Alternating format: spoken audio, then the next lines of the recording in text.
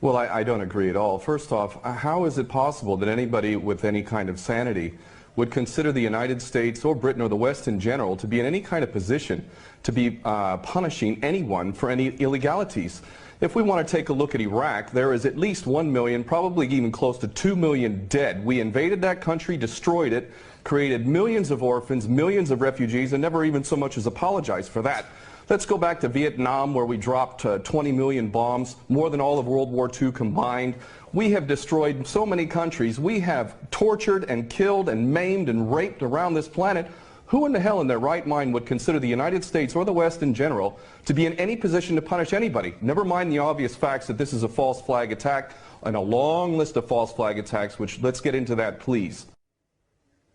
Well, we don't operate under international law. What we have is the color of law, the law of the jungle, in which the rich and the powerful basically determine what goes and what doesn't go.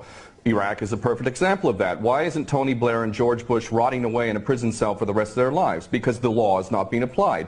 These are war criminals, and they should be in prison for the rest of their lives, if not executed, if their own rules were adhered to for their own crimes.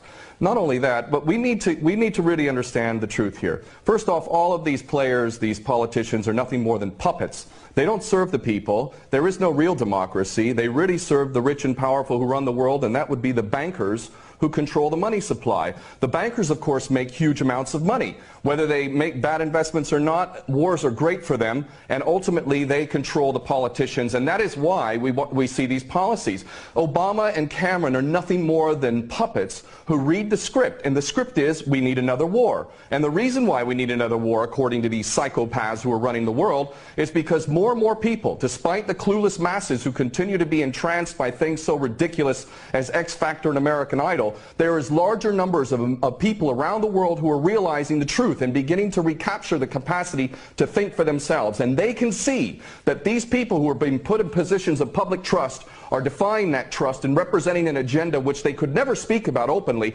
because they're nothing more than prostitutes and nothing more than minions for the powers that be. Well, the Greater Israel Project is all about destabilizing surrounding nations, ultimately in pursuit of this dream of Greater Israel, from the Euphrates down to the Nile, all the way over to the Eastern Mediterranean. This is the dream of these psychopaths, and so destabilizing governments, creating sectarian strife is all part of that menu and all part of the design to create Greater Israel. So that goes, that's self-evident. But I have to go back to what this gentleman is saying in Washington, D.C. about America not wanting to get involved, or Obama not getting involved. What are you talking about?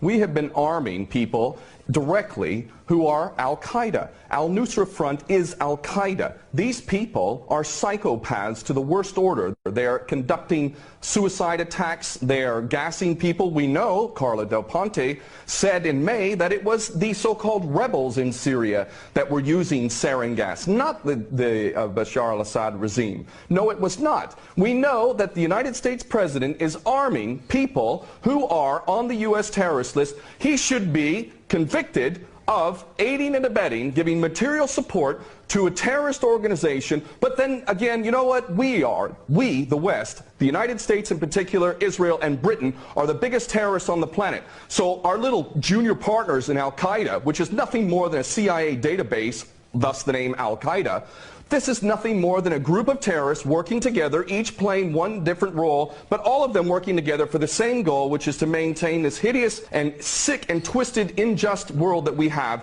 which is a perpetual state of war. Always one illusion, one boogeyman after another. But the fact is, Obama is nothing more than a puppet war criminal, just like his predecessor and every other U.S. president before him. So please don't tell people out there that the U.S. is not involved. It's directly involved, and it is arming people who are absolute psychopaths. Because the United States has never been interested in anything. Candlekeep, go ahead. Has never been interested in anything other than war. The United States is in a perpetual state of war because the bankers control the politicians, and they read the script as given to them by the banksters, and they make huge amounts of money off of this. What this gentleman is saying about the United States not wanting war, not wanting to get involved, is like Iraq 2.0.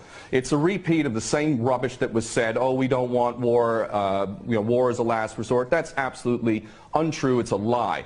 Those that are in government are nothing more than prostitutes who are carrying out the orders of those who are in charge of them, and those that are in charge want another war. And part of that is what we discussed earlier.